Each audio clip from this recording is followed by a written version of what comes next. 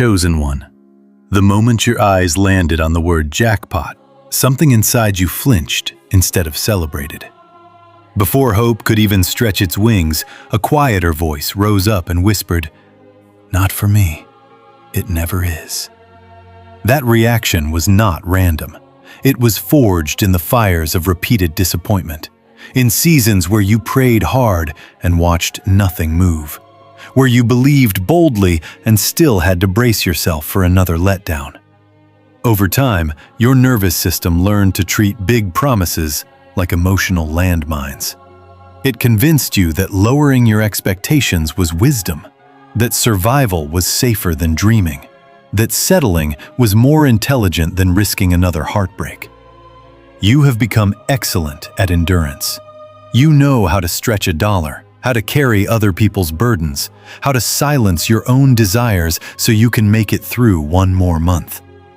But that quiet fatigue in your chest right now is not proof that this message is false. It is evidence that you have been fighting for too long without visible reward, and your spirit is tired of bracing for impact.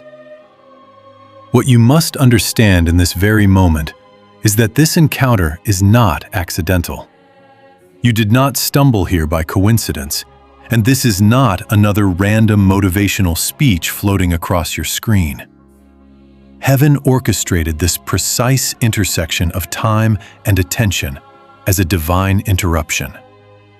Right when you were beginning to make peace with less, right when you were considering shrinking your vision to avoid further pain, this message stepped into your path like a hand placed gently but firmly on your shoulder. The blessing that has been spoken over your life is not a lottery ticket floating in the wind. It is not luck, not chance, not a roll of cosmic dice. It is divine back pay, a restoration principle woven throughout Scripture, an overpayment for the years you carried weight without complaint. The delay was never cancellation. The silence was never abandonment. The reason you have not seen it land yet is not because heaven changed its mind about you. It is because something far more subtle has been operating beneath your awareness. There is a subconscious frequency block, a protective wall built from past pain, betrayal, and fear of what overflow might demand from you. Part of you has been praying for relief, while another part has been bracing for the complications that success could bring. What if people start using me? What if I lose myself? What if blessing attracts pressure I cannot handle? That internal tension has been creating resistance, not consciously, not maliciously, but defensively. Your system has been trying to protect you from perceived danger, even if that danger wears the disguise of abundance. That is why, before we go any further, you must participate in a simple but powerful shift. Without typing anything, without performing for anyone, silently declare within your spirit, "I align my frequency with divine provision." Let that sentence settle. Let it recalibrate the part of you that expects loss. This is not about forcing positivity. It is about unlocking what has already been authorized. Stay with me until the end, because this is not just inspiration, it is activation. You are about to uncover the invisible barrier that has been pushing your breakthrough away, and you will step into a revelation that transforms how you receive. Do not click away. Do not let distractions steal the second half of your map.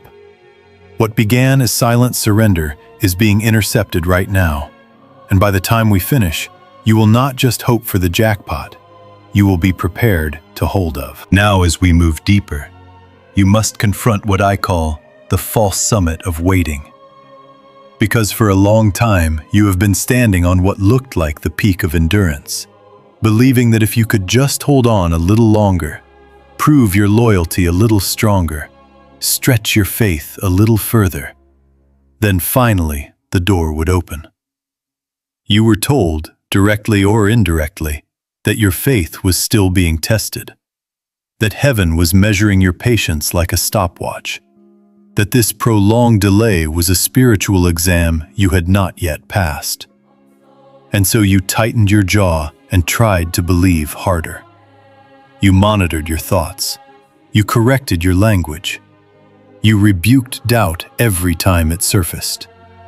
You blamed yourself quietly when nothing changed. But here is the revelation that must settle into your bones right now. The narrative that you are still stuck in a patience season is incomplete. Yes, there are seasons of refinement. Yes, endurance shapes character. But there comes a point when continuing to label delay as testing becomes a subtle form of spiritual gaslighting against your own growth.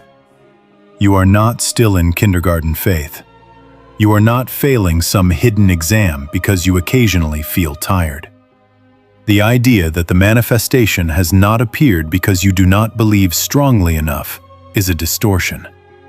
If anything, the fact that you are still standing after everything you have endured is proof that your faith has already been forged in fire. The real issue is not weak belief. It is a broken receiving system. You have been trying to pour abundance into an internal structure that was wired for survival. Imagine standing at the edge of an ocean with a cracked clay jar in your hands. The ocean is not withholding itself from you. The water is endless, generous, surrounding you completely. But every time you dip your jar into it, the water leaks out through fractures you did not even realize were there. You might mistakenly conclude that the ocean is stingy, that the tide is avoiding you, that you are cursed to remain thirsty beside abundance. But the truth is simpler and more sobering. The vessel needs repair. In the same way, heaven's provision has not been hovering at a distance, waiting for you to perform better. It has been present, but your internal capacity to hold it has been compromised by trauma, fear, and chronic stress. Spiritually, you declared that you were ready. Neurologically, your body whispered that overflow was unsafe. This is where the deeper alignment must occur, because your brain is not just a passive observer of your prayers. It is an active participant in what you allow into your life. When you have lived for years in uncertainty, scraping by, bracing for bad news, your nervous system becomes trained to expect threat. It defaults to vigilance.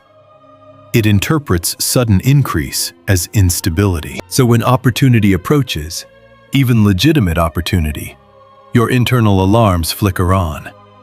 You might procrastinate, overanalyze, subtly sabotage, or emotionally detach before anything can truly land. Not because you are cursed, but because you are conditioned. Spiritually, you are declaring trust. Neurologically, you are broadcasting caution. That is misalignment. And misalignment creates delay. Not as punishment, but as a natural consequence of conflicting signals. Heaven does not force overflow into a system that perceives it as danger. It invites alignment first. This is why the metaphor of catching an ocean with a cracked vessel is so powerful. The solution is not to stand at the shore screaming for more water. The solution is to strengthen the container. When your spiritual expectation and your neurological safety finally agree, manifestation accelerates naturally. The waiting you thought was about proving your loyalty was actually about uncovering these fractures. The silence was not heaven ignoring you. It was space for recalibration. You were not being punished. You were being prepared to hold without leaking. And preparation at this level is not about memorizing more scriptures or performing louder declarations. It is about restoring coherence between what you pray for and what your body believes is safe to receive. Once that coherence is established, what seemed delayed begins to move with startling speed. The false summit of waiting dissolves, and you realize you were never stuck on a plateau of patience. You were being invited into integration. And integration is what transforms survival faith into receiving faith. To understand what it truly means to repair your receiving system, you must step into the scene described in John 21 and feel the weight of that empty night with Peter. Because this was not a casual inconvenience, but a professional humiliation. Peter was not a hobbyist fisherman experimenting with a new skill. Fishing was his trade, his muscle memory, his logic, his lived expertise. He and the other disciples labored through the darkness using everything they knew, casting nets again and again into waters they had navigated since youth. Yet by morning, their hands were raw and their nets were empty. Imagine the internal dialogue of that night, the creeping frustration, the quiet self-doubt, the exhaustion that sets in when effort produces nothing. That is where many of you have been living, doing everything right according to human reasoning, working harder, pushing longer, praying louder, but pulling in nothing but damp nets. When Jesus appears on the shore and tells them to cast the net on the right side of the boat, it sounds almost absurd. A few feet in the same lake should not change the outcome. Fish do not respect invisible midline boundaries in water. If the lake was empty on the left, logic would argue it would be empty on the right. Yet this instruction was never about geography. It was about frequency. The Greek word used for net in this passage carries the idea of an interconnected system, a woven structure designed to catch and hold. This is critical because it shifts the focus away from luck and toward design. The net was not a random rope thrown into chaos. It was a structured mechanism meant to retain what entered it. When Jesus told them to cast on the right side, he was not suggesting a minor adjustment in physical position, but commanding a shift in operating system. The left side represented their human algorithm, their reliance on experience, grind, and survival instinct. It symbolized the mindset of effort without alignment, movement without revelation, labor without grace. They were functioning in what we could call the survival frequency, expending energy based on logic alone. The right side, however, represented obedience beyond logic, a willingness to trust instruction that defied calculation. It symbolized alignment, grace, and receptivity. In that moment, the miracle did not occur, because fish suddenly materialized out of thin air. The fish were already there. The lake had not changed. What changed was the disciples' alignment with a higher instruction. The jackpot was always swimming within reach, but they were casting their system on the wrong side of perception. This is where the revelation becomes personal for you. Many of your efforts have been sincere, but positioned on the left side of the boat. You have relied heavily on what makes sense, on what you can measure, on what you can control. You have pushed yourself to exhaustion trying to manufacture results through strategy alone. There is nothing inherently wrong with effort, but effort disconnected from alignment becomes draining. When you are operating solely from logic and survival memory, your nervous system remains tight, scanning, calculating. You cast and recast your net from a place of strain. The right side, by contrast, is not laziness, and it is not passivity. It is responsive obedience. It is the posture of asking not just what makes sense, but what is aligned. It is the willingness to trust divine prompting even when it seems irrational. When Peter shifted sides, he did not change lakes, he changed frequency. That shift activated abundance that had been present all along. The net nearly tore from the weight of the catch because the system was finally positioned correctly. Understand this deeply. The blessing in your life may not require a new environment as much as it requires a new alignment.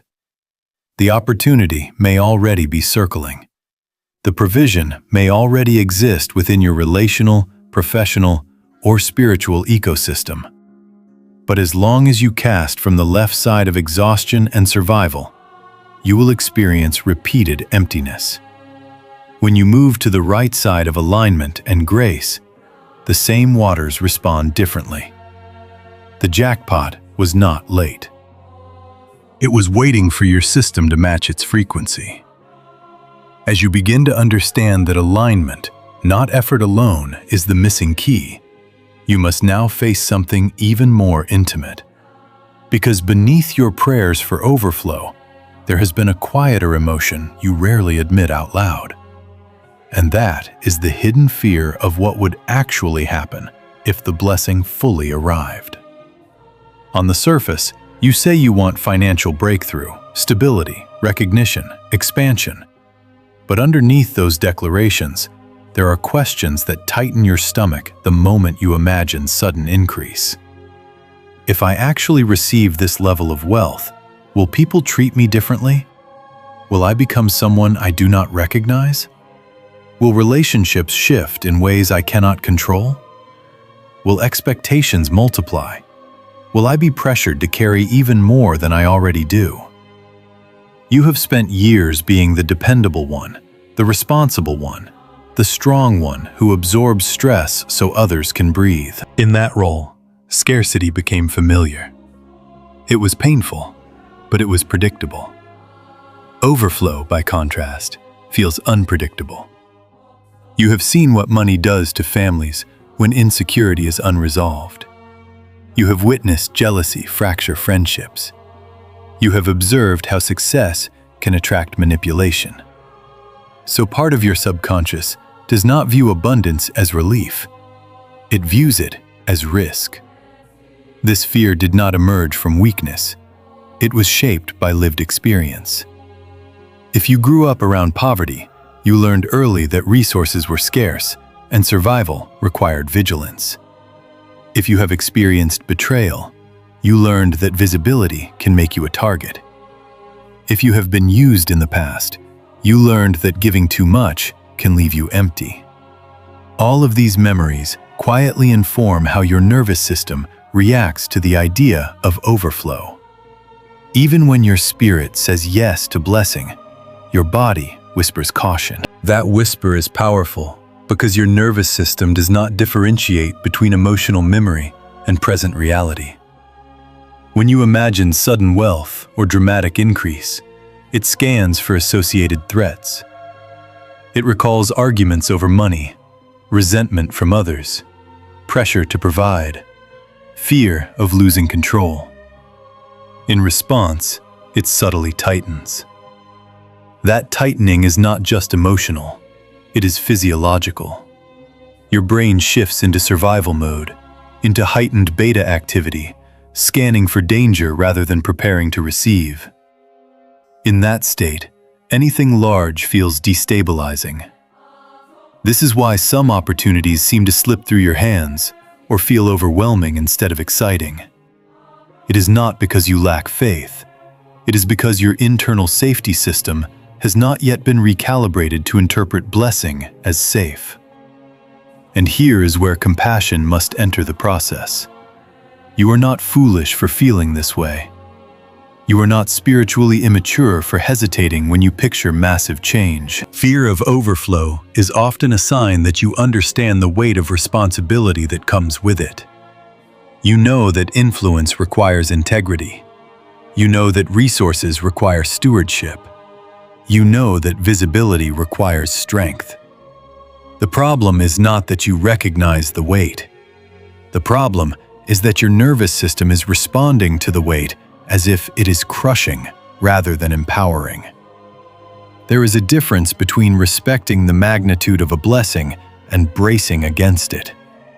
When respect turns into bracing, the body prepares for impact instead of expansion. Blessing has weight, yes, but weight can build muscle or cause collapse depending on how it is held. If you have been conditioned to associate increase with danger, your system will instinctively try to protect you by limiting the increase. That limitation is not sabotage in the moral sense. It is protection in the biological sense. Your body is attempting to keep you within a range it believes you can manage safely. The shift that must occur is not about shaming your fear into silence. It is about gently teaching your system that overflow does not equal loss of identity, that wealth does not automatically corrupt character, that expansion does not require self-betrayal. You can remain grounded and grow. You can remain humble and rise. You can receive without being consumed. When that truth begins to integrate, the nervous system relaxes its defensive posture. It no longer interprets abundance as an incoming storm. It begins to see it as nourishment. And when your body no longer resists what your spirit has requested, alignment deepens. The hidden fear loses its grip, not because you forced it away, but because you honored it, understood it, and then expanded beyond it. Now that you have recognized how hidden fear can quietly shape your reactions to blessing, you are ready to understand the deeper mechanics behind it, because what you have been experiencing is not just emotional hesitation, but a frequency law operating beneath conscious thought.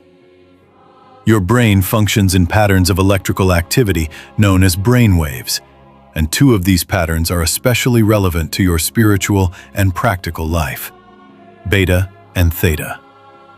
When you are in a beta state, your mind is alert, analytical, scanning for problems to solve. On the surface, beta is not evil. It is useful for tasks, deadlines, strategy, and short-term survival. But when beta becomes chronic, when it is no longer a temporary mode, but a baseline identity, it transforms into stress, defense, anxiety, and hypervigilance. In chronic beta, your nervous system is primed for threat detection. It expects loss. It anticipates attack. It prepares for disappointment. This is the state many people unknowingly live in for years, especially after prolonged hardship. Bills, conflicts, betrayals, uncertainty. These experiences train the brain to remain on guard. When that happens, your subconscious begins to equate safety with control and predictability. Anything sudden, large, or unfamiliar can trigger alarm signals. This is why abundance can feel destabilizing to someone conditioned by scarcity. It is not that the opportunity itself is negative. It is that the nervous system interprets the magnitude of change as potential threat. In this way, the subconscious can begin repelling abundance, not out of rebellion, but out of protection. It is attempting to keep you within what feels manageable and known.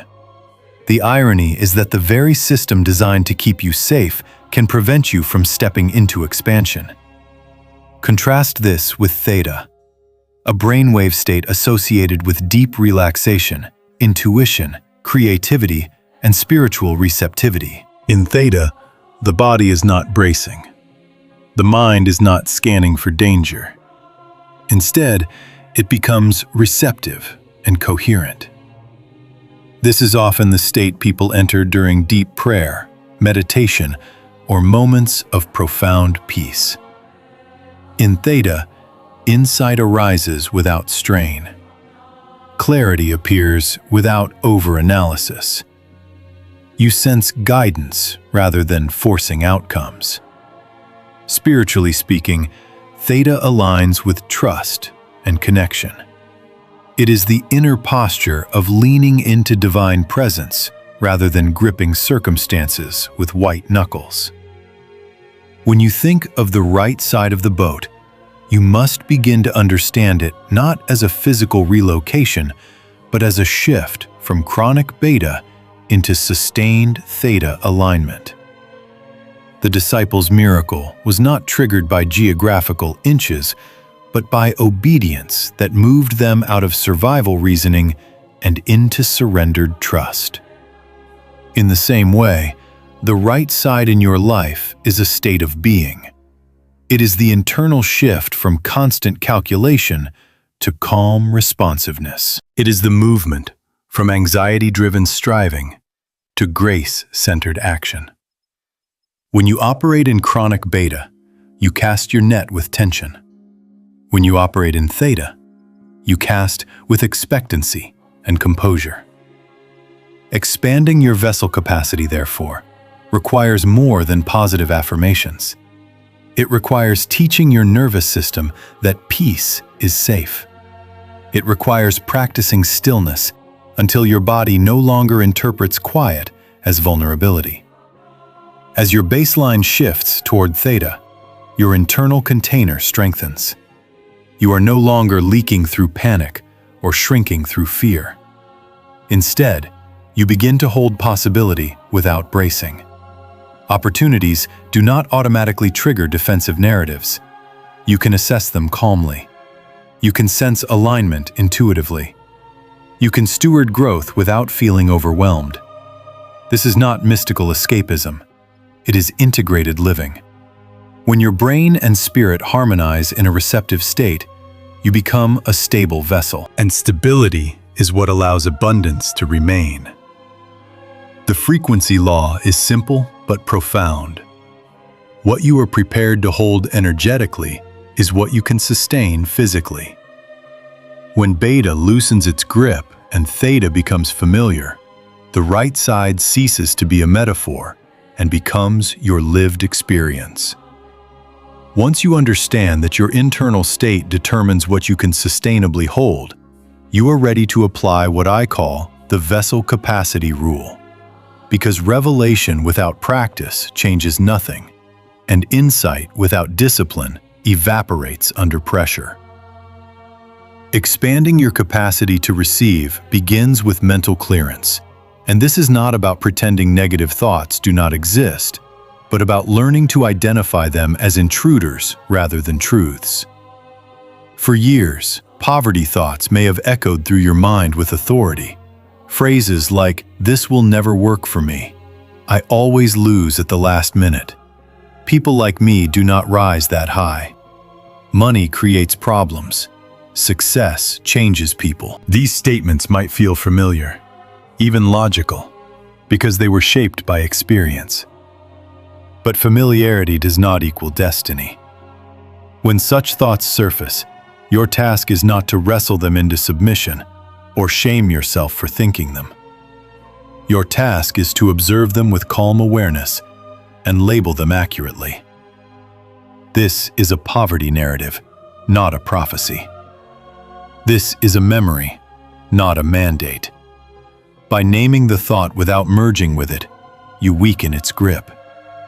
The moment you see it as a conditioned pattern rather than divine truth, you begin to evict it from the throne of your perception.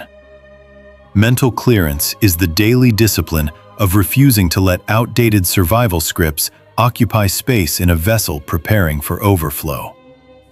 As you practice this, you will notice how often your mind attempts to default to old protective reasoning.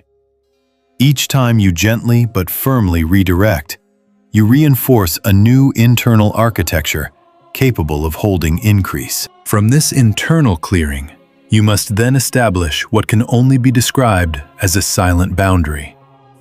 Because not everyone around you is operating in alignment with your expansion. When you begin to sense breakthrough on the horizon, there can be a temptation to announce it prematurely, to share your anticipation in hopes of validation. But expectation is fragile in its early stages. If exposed to jealousy, cynicism, or chronic doubt, it can contract. This does not mean you must become secretive or suspicious of everyone.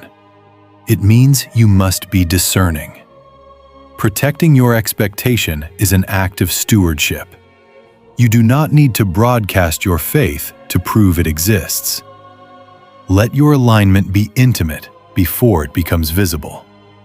Keep certain declarations between you and God until they have matured into manifestation.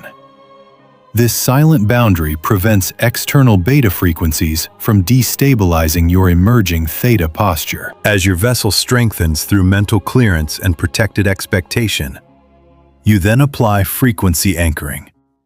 especially in moments when stress attempts to reclaim authority. Panic will still knock at your door. Bills may still arrive. Unexpected challenges may surface. The difference now is that you are learning not to fuse with the surge of stress.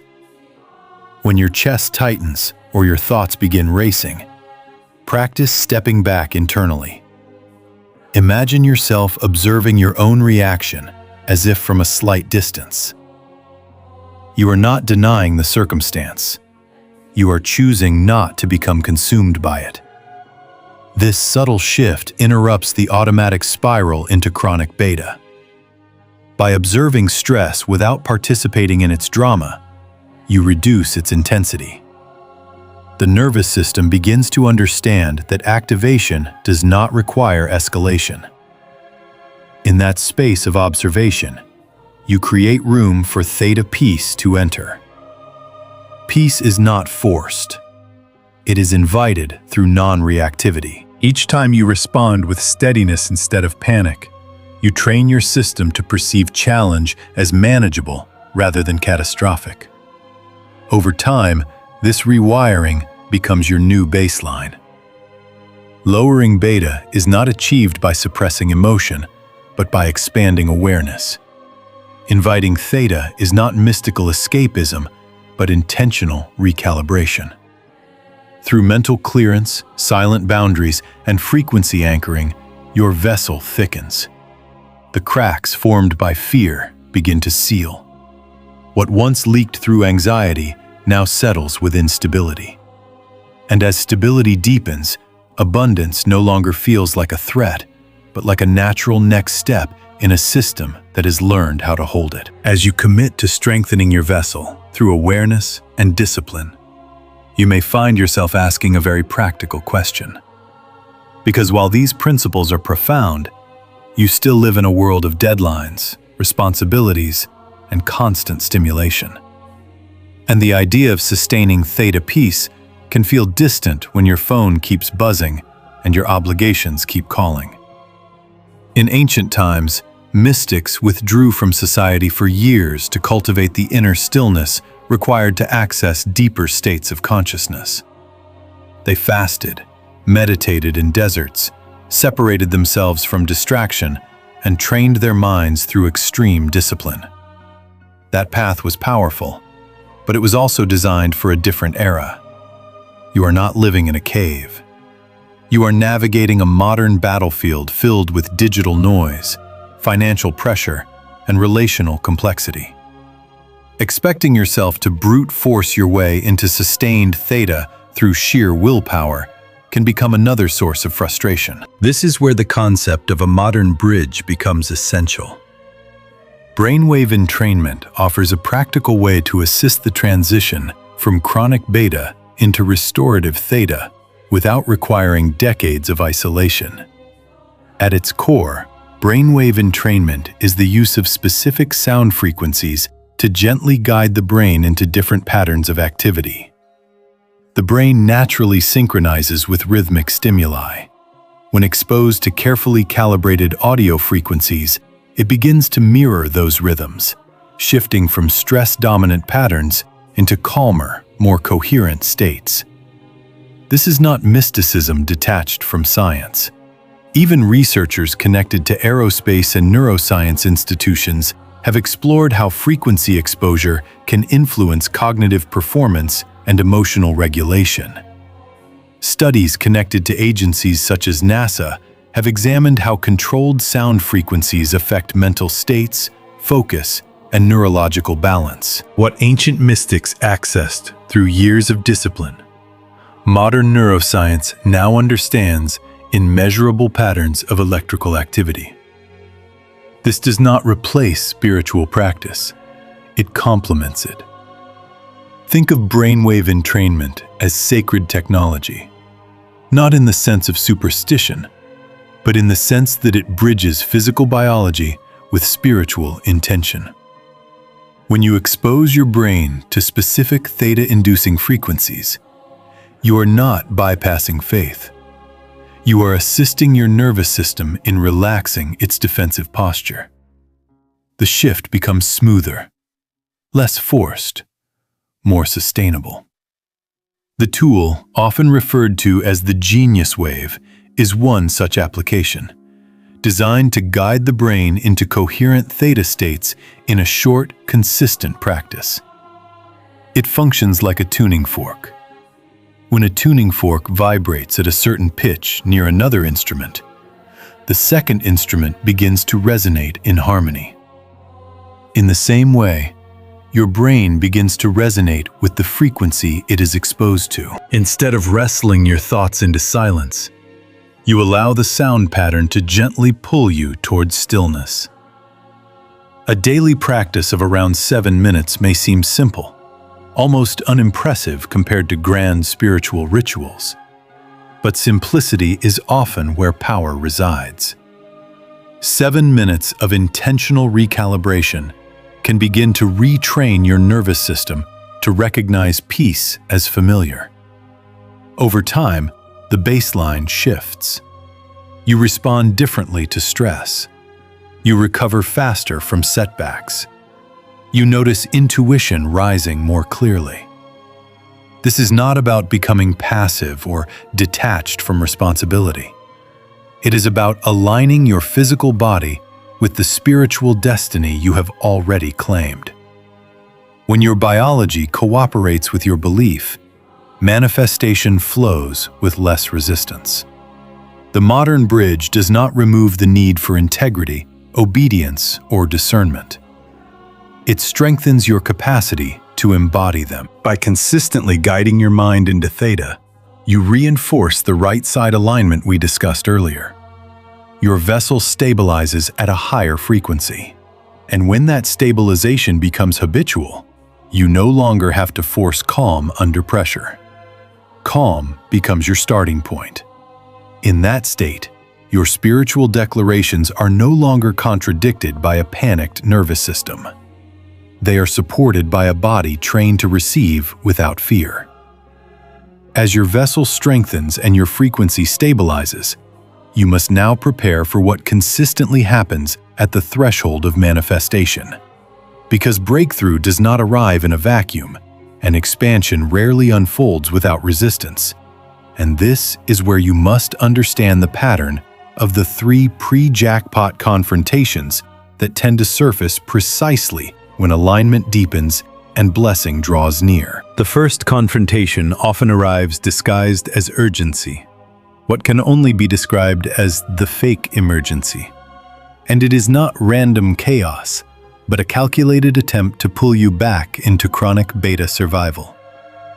Within a short window of intensified expectation, sometimes within 40 days of a significant internal shift, something unexpected may demand your attention. A sudden repair, an abrupt expense, a financial demand that appears designed to destabilize your progress. The timing feels cruel. You begin to think perhaps you misread the signs. The old narrative whispers that breakthrough talk was naive.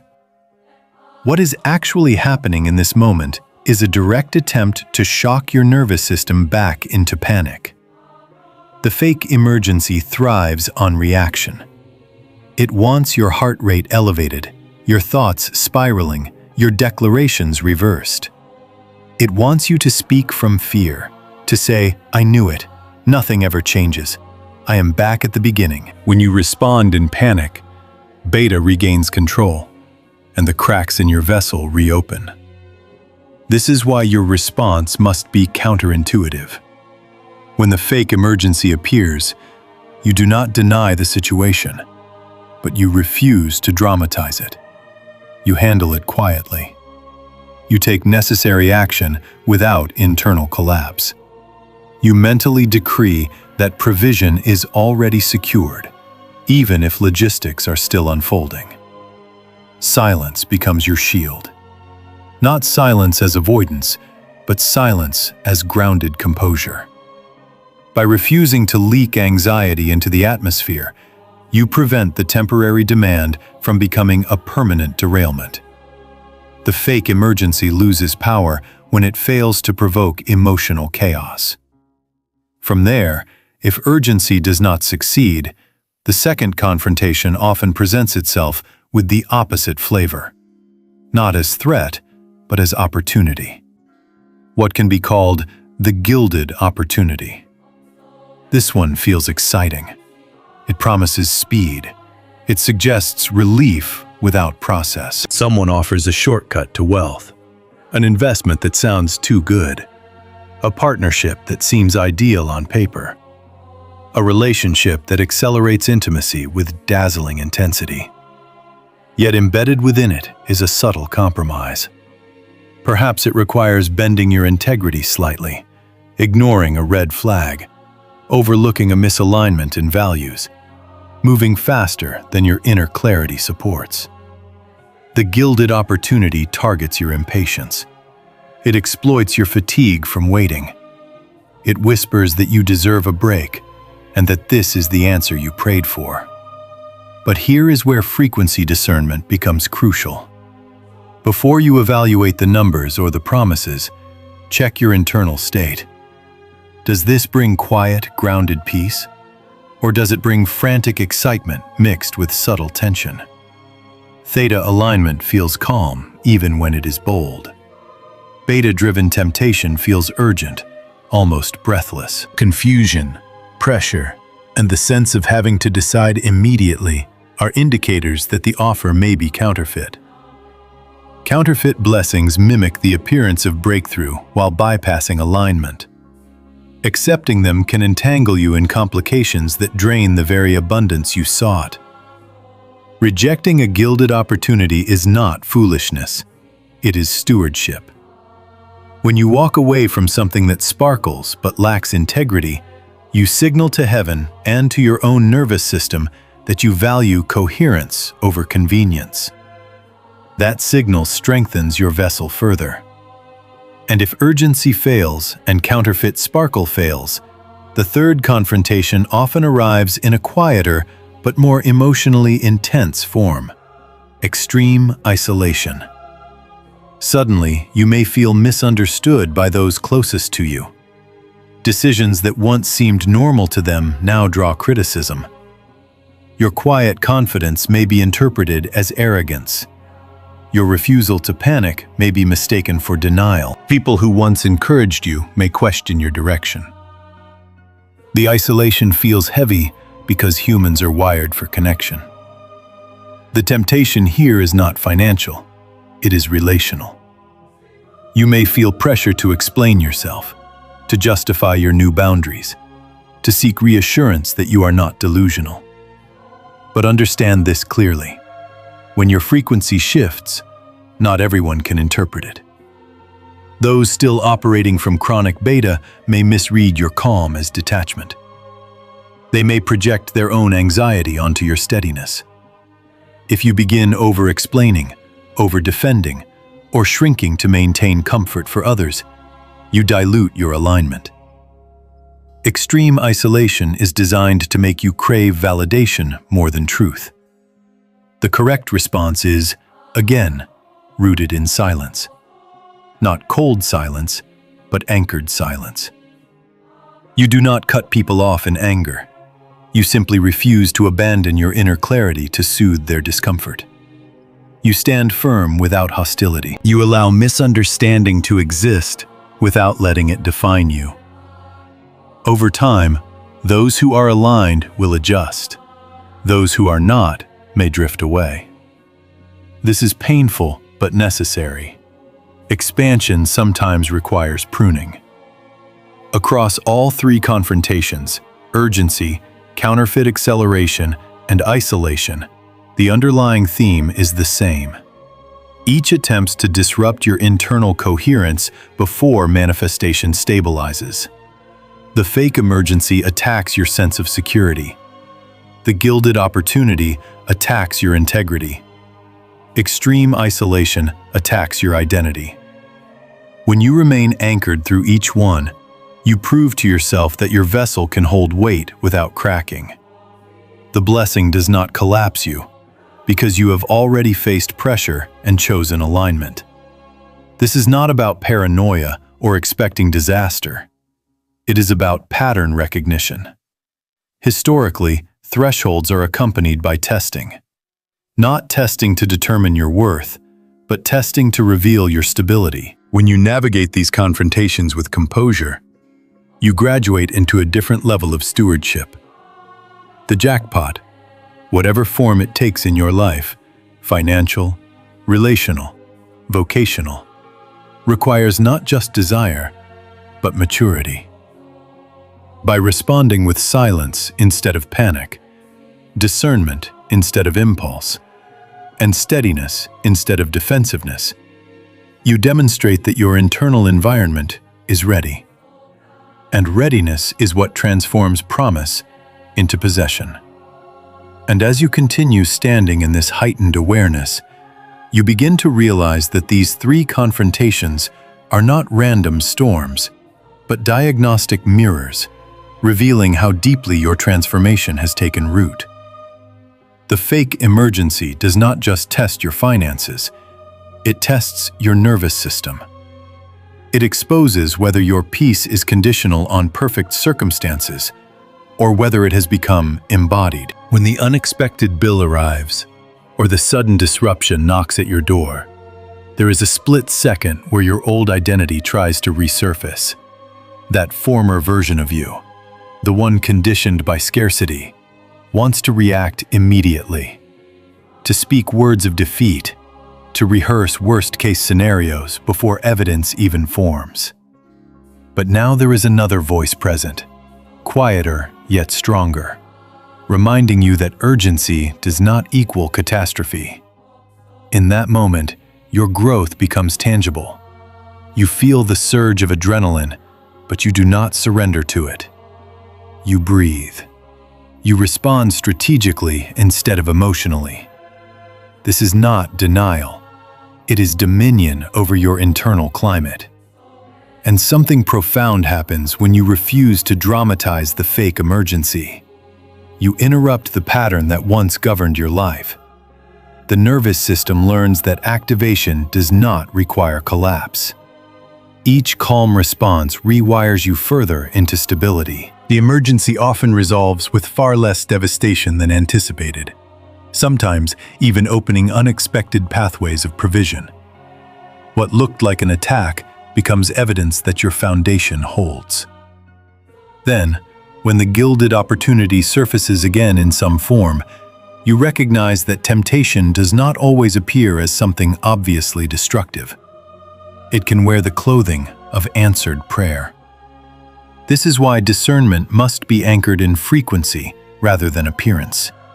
You may notice that the counterfeit promise carries a subtle rush, almost intoxicating in its speed. It tells you that waiting is over, that compromise is minor, that no one will know. Yet beneath the surface excitement, there is friction. That friction is your inner alignment, warning you that something is slightly off-center. Previously, you might have overridden that signal because relief felt more urgent than coherence. Now, you pause. You allow the rush to settle. You measure the opportunity not by how fast it moves, but by how steady it feels. True alignment does not pressure you into immediacy. It gives you space to breathe. When you decline what glitters but destabilizes your integrity, you feel a strange mixture of loss and empowerment. Loss because part of you wanted the shortcut.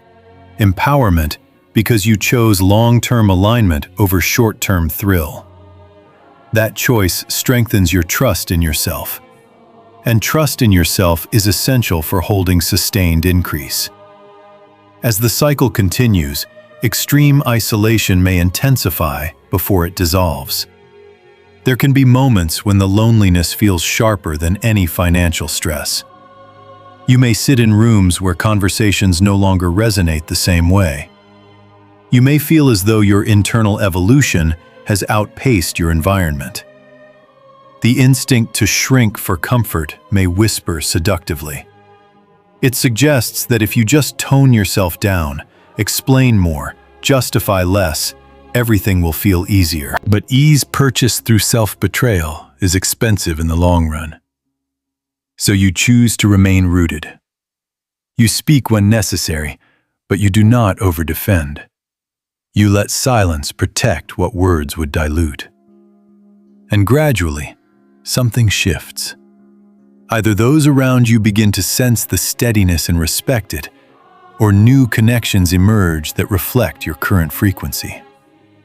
Isolation transforms into refinement. What once felt like rejection reveals itself as redirection.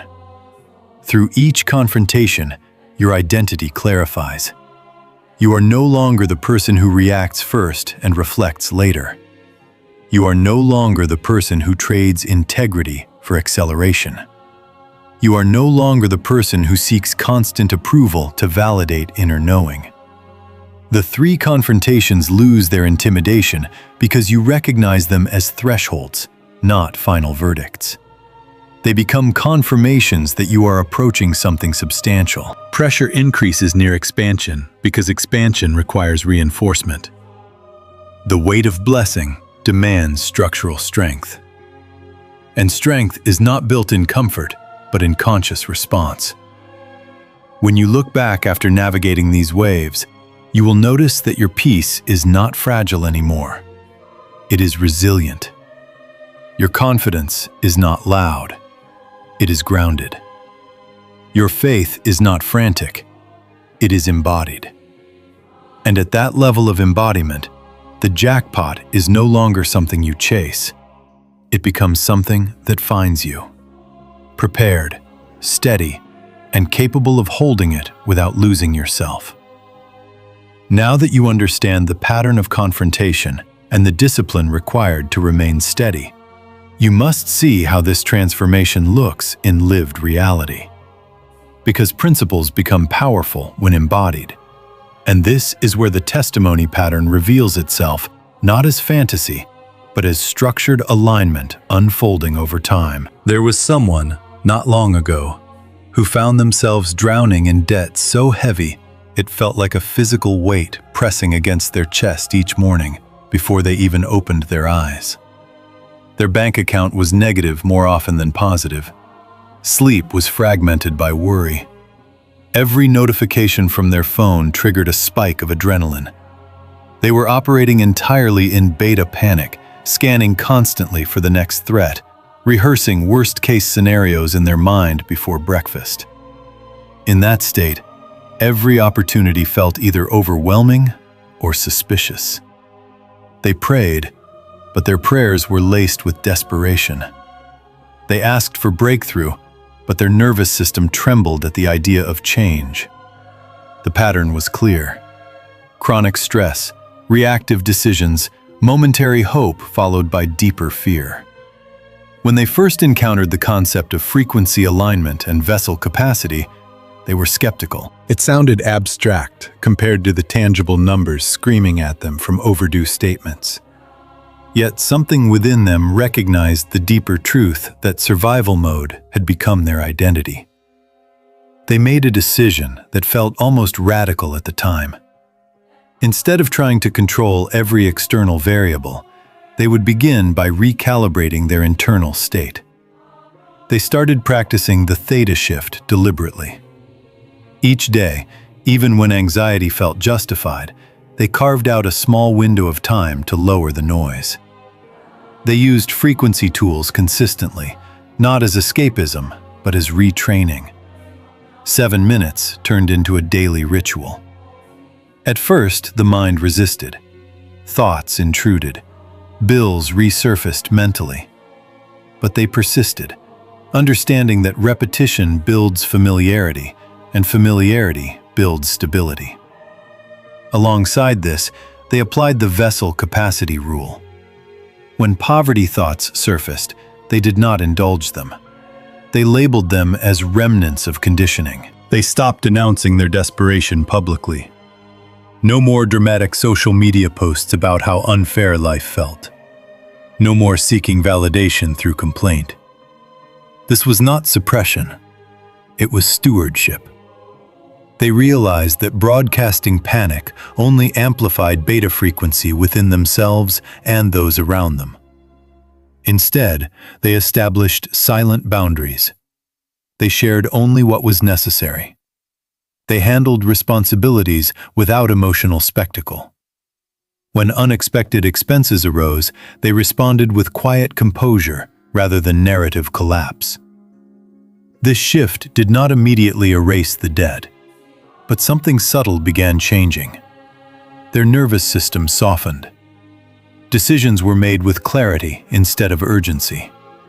Opportunities were evaluated with discernment rather than desperation. The environment around them did not instantly transform, yet internally, a new baseline was forming. Approximately 38 days into this disciplined alignment, something occurred that would have seemed improbable weeks earlier. They received a phone call from a company they had never formally applied to. Someone behind the scenes had mentioned their name in a closed room. A connection they did not even realize was active had quietly recommended them based on previous integrity and work ethic. The conversation that followed was not chaotic or rushed. It felt strangely calm, as if both sides recognized alignment immediately. Within days, an offer was extended. A six-figure contract that not only eliminated every outstanding debt, but positioned them for sustained stability. When the numbers were placed on the table, their first reaction was not hysteria, but grounded gratitude. That reaction alone revealed how much their vessel had strengthened.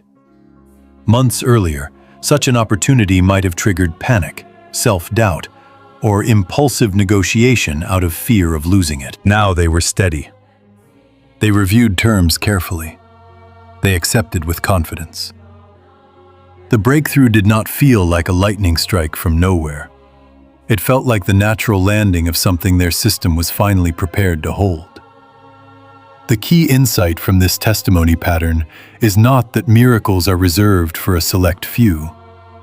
It is that alignment creates landing space. For years, they had been leaking frequency through panic, complaint, and reaction. Once they stopped leaking and began holding steady, the same environment responded differently. The divine connection that appeared was not conjured through manipulation. It was facilitated by readiness. Opportunities often circulate quietly long before we are prepared to recognize or sustain them. When your internal climate shifts, you begin to attract and retain what previously slipped past you. The principle is simple yet profound. Stop leaking frequency and hold steady. Leakage occurs through chronic anxiety, premature celebration, public desperation, and integrity compromise. Holding steady occurs through daily recalibration, silent boundaries, and non-reactive response. The timeline of 38 days is not a rigid formula. It is a demonstration that once coherence is established, movement can accelerate rapidly. Many people misinterpret delay as absence, when in reality, it is misalignment. When alignment stabilizes, what seemed distant can manifest with startling speed. The testimony pattern teaches you that your role is not to force the ocean, but to fortify the vessel. You are not responsible for manufacturing the catch. You are responsible for ensuring your net can hold it. And when that responsibility is honored consistently, breakthrough stops feeling mythical and starts feeling inevitable. Now you have reached the point where information must transform into activation, where teaching must become commissioning. Because knowledge without declaration remains dormant, and alignment without sealing remains vulnerable. Up until now, you have been learning, reflecting, adjusting your perception. But this moment marks a shift from understanding to embodiment. You are not here merely to analyze principles. You are here to step into a new operational reality. So this is the transition from explanation into spiritual commissioning. I want you to feel the gravity of that phrase. Commissioning implies assignment. It implies authority. It implies that what you have absorbed is not passive inspiration, but a mandate to live differently. Before we speak further, adjust your internal posture. Mentally stand at attention. This is not about physical performance, but about focus. Let distractions fall away. For the next few moments, give your awareness fully to what is happening within you. When attention sharpens, intention deepens. When intention deepens, activation stabilizes. Breathe slowly. Let your nervous system settle into coherence. You are not begging for blessing. You are aligning with what has already been authorized. Now we move into invocation, and we do so not casually but deliberately. In the name of Yeshua, Jesus the Messiah, the embodiment of divine authority and restoration. Invocation is not superstition. It is alignment with spiritual jurisdiction. When we speak in that name, we anchor this activation in covenant reality, not personal ambition. Father, in the authority of Yeshua, we acknowledge that this listener has endured seasons of refinement, seasons of silence, seasons where survival seemed to be the only outcome. You have witnessed their hidden tears, the prayers whispered in private, the nights when they considered surrender but remained standing. Heaven has not been indifferent. This exact moment is being witnessed, not metaphorically, but spiritually. When alignment reaches a threshold, heaven responds with attention. Angels are not observers of entertainment. They are ministers of assignment. This moment is recorded in the unseen realm as a turning point, and so we seal what has been established. We seal the vessel capacity rule into your nervous system. We declare that the cracks formed by fear are closing. We declare that your internal container is stabilizing at a higher frequency. Poverty narratives no longer govern your identity. Survival mode no longer defines your baseline. Theta peace is becoming familiar, sustainable, embodied. We seal this not as a temporary emotional surge, but as a structural shift. Now we address the confrontations directly.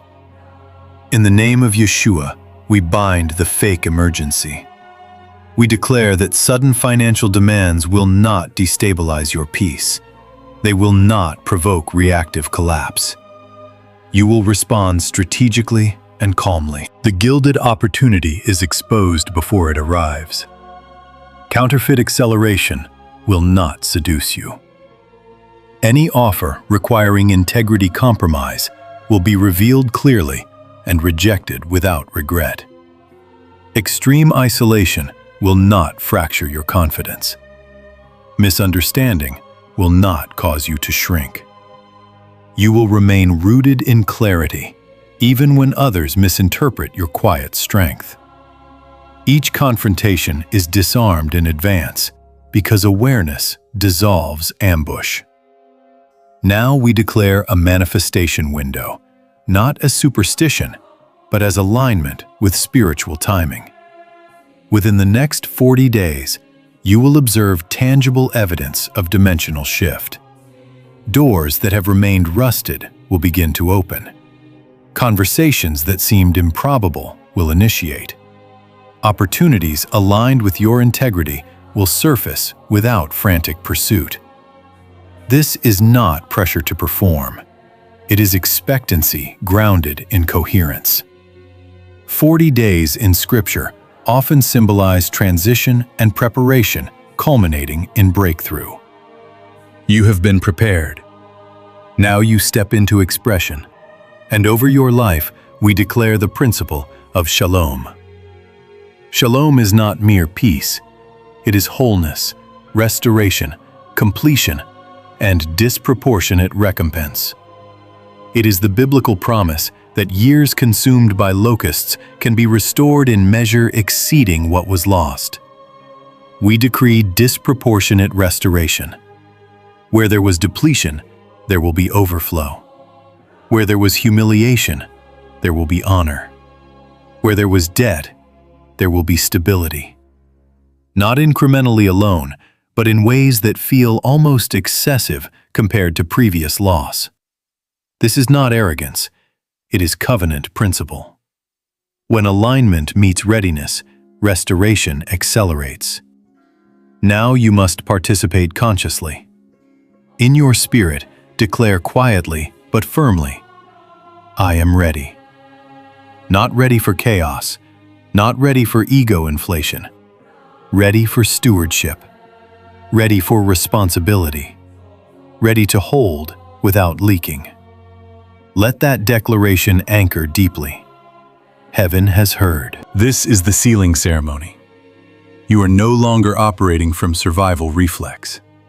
You are commissioned into coherence. You are released from the waiting room into alignment.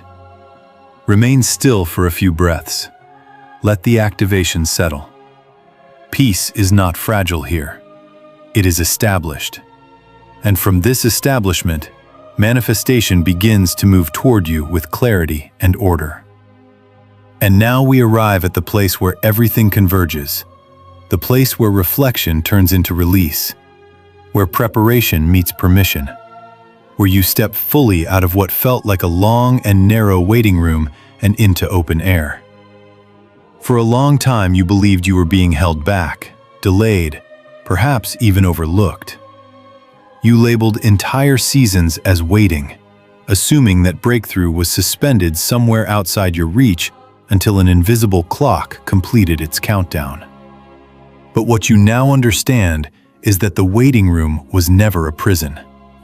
It was a calibration chamber. It was a place where your vessel was reinforced, where your nervous system was retrained, where your identity was purified from survival reflex. And so the final question is not whether the blessing is coming.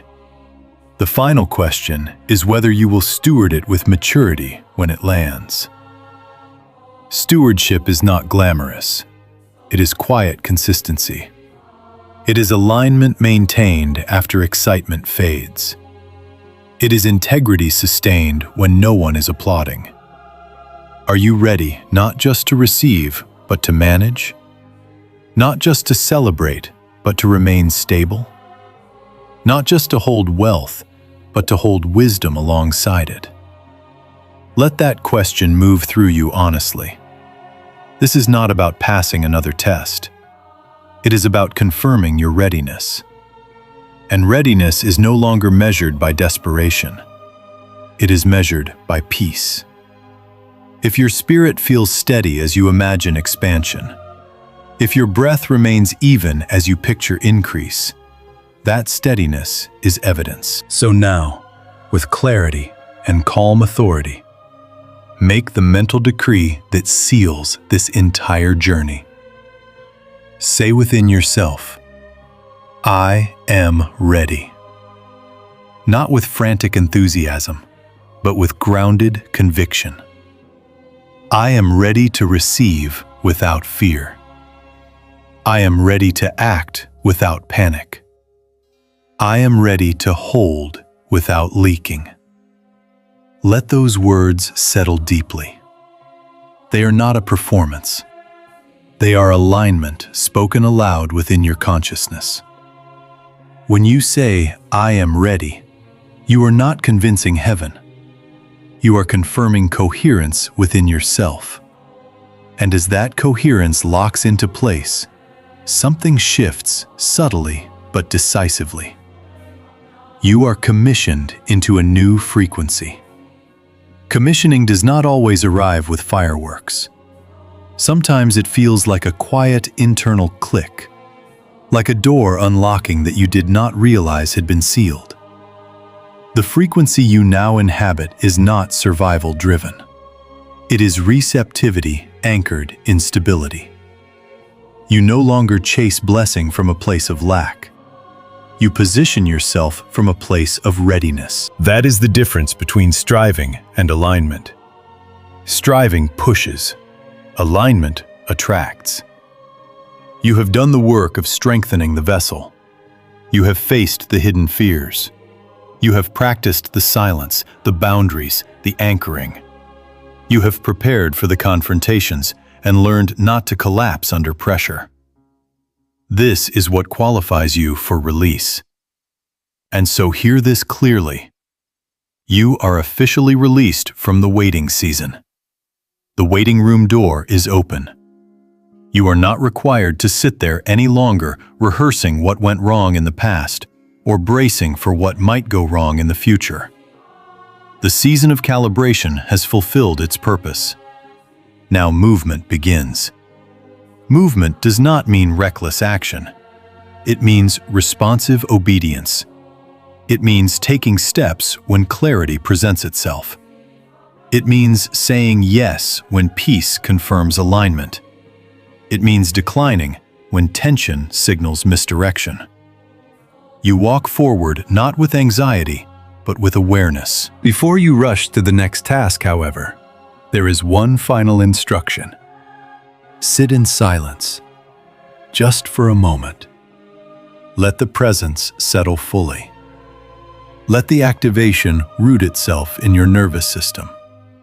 Do not immediately fill the space with noise or distraction. This silence is not emptiness. It is anchoring. It is the space where integration happens. As you sit, notice your breath. Notice the absence of panic. Notice the subtle steadiness that now feels more natural than fear. This is the new baseline. Let it imprint. The mind may attempt to rush ahead, to calculate timelines or imagine scenarios. Gently return to stillness. Breakthrough is not forced through hurry. It is received through grounded expectancy. In this anchored state, you are no longer asking if it will happen. You are prepared for when it happens. And when it does, you will recognize it not by chaos, but by coherence. The opportunity will feel aligned, not frantic. The provision will feel ordered, not destabilizing. The relationships will feel mutual, not manipulative. This is how you discern true manifestation from counterfeit. The waiting room is behind you. The threshold is beneath your feet. The path ahead is not guaranteed to be effortless, but it is aligned. And alignment reduces unnecessary resistance. You have shifted from reacting to reality to shaping your internal response to it. That is mastery. Now, as the final seal, speak the word that completes covenant alignment. Say, Amen. Not casually, but intentionally. Amen means so be it. It is agreement with what has been declared. It is the closing of the old chapter and the ratification of the new. When you say Amen, you affirm that you accept the commissioning, that you embrace the stewardship, that you trust the timing, that you will hold steady through urgency, temptation, and isolation. Say it once and let it resonate. Amen. The release is complete. The frequency is set. Walk forward.